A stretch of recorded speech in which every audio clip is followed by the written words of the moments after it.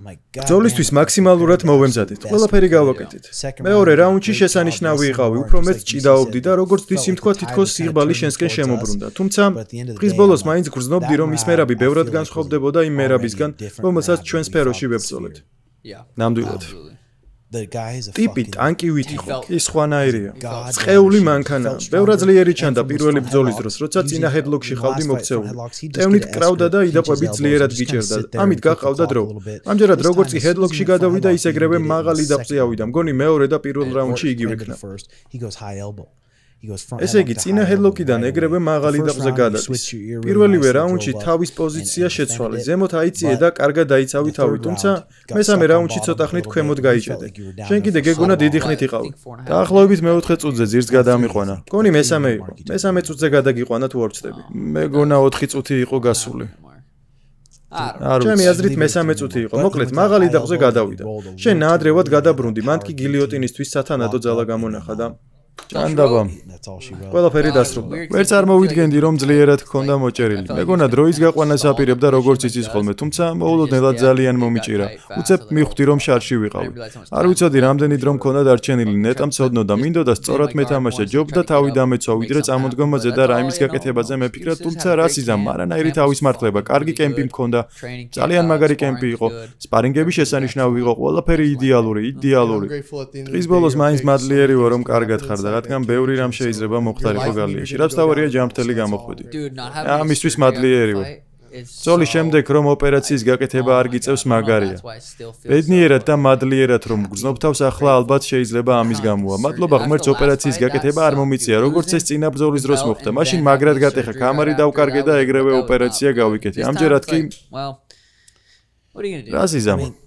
ამას დამატებული, როგორც უკვე გითხარი, სახლში ორი ჯანმრთელი ბავშვი ყავს. ყველა შენი საყვარელი ადამიანი, ოჯახი, მეუღლე, ბავშვები, ყველა ჯანმრთელია. მართალია გულდაწყვეტილი ვარ, რადგან ბევრი ოფლი და შრომა ჩავდეთ ამ საბრძოლო კემპში. თუმცა დასასრულს ხვდები, რომ რთულია სამუდამოდ ფარხმარ დაყრილი იყო. როცა ვიცით, რა ცხოვრება გვაქვს და რისი გაკეთება გვიწევს ყოველდღე. გულისხმობ ყოველდღე ვარჯიშს და იმ მატერიალურ მხარეს, ჩვენს სახლებს, ფერმებს, მოკლედ, თუ შევადარებთ 10 წლის წინ როგორ ცხოვრობდით, სანერვიულო არაფერი გვაქვს. ძალიან მაინტერესებს მერაბის შემდეგი გეგმები რა იქნება. 4ჯერ უნდა ტიტულის დაცვა. საინტერესო იქნება მისი საჩემპიონო პერიოდი. კორი იქნება შემდეგი. საინტერესოა რა იქნება მათი სათამაშო გეგმა. მოუთმენათველი იმის შემდეგ ჩუბებს. მაინტერესებს მანქანის დამარცხებას როგორ შეეცდებიან. სულ სხვა შემთხვევაა, როცა მერაბივით გამოგდის ჭიდაობა, თუმცა ადრე თუ გვიან დაიღლები, ძალღონე გამოგეცხრება და მალევე შეგეწყობა ეს. თავად მერაბს ვერაფერს შეატყობ და ეს ძალიან დიდ პრობლემას ქმნის, ძალიან დიდს. თან ფეხზე დგომაში უკვე მეტ თავდაჯერებულობას იძენს. შენი აზრით, რა საფრთხეს წარმოადგენს კორი მისთვის? მაინტერესებს რა გეგმები ექნება კორის. მერაბისთვის შუაში რა იმის გაკეთება რთული იქნება, ზოგჯერ უკან იხევს და ტემპსაც ცვლის ცოტათი.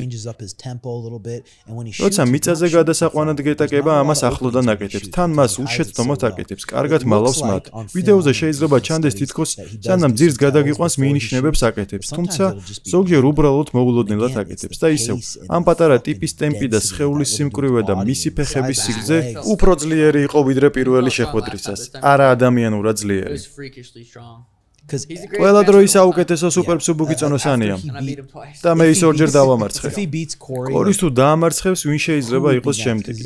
რადგან ამბობს, რომ 145-ში არასოდესაა. ამიტომ თუ დაამარცხებს, კორის ვინ შეხვდება? შეიძლება მარკუს მაგკი თუ პიტერ იანს გათიშებს. ო, შეიძლება უმარიც. უმარის ჩხუბიც საინტერესო იყო და თუ მან მართლა პირველ რაუნდში მოიტეხა ხელი, მახსოვს, როცა პირველ რაუნდს უყურებდი, უმარი შესანიშნავი იყო, თუმცა მერაბი უკეთესი აღმოჩნდა. მოკლედ, მოუთმენლად ველი, საინტერესო იქნება როგორ განვითარდება სიტუაცია.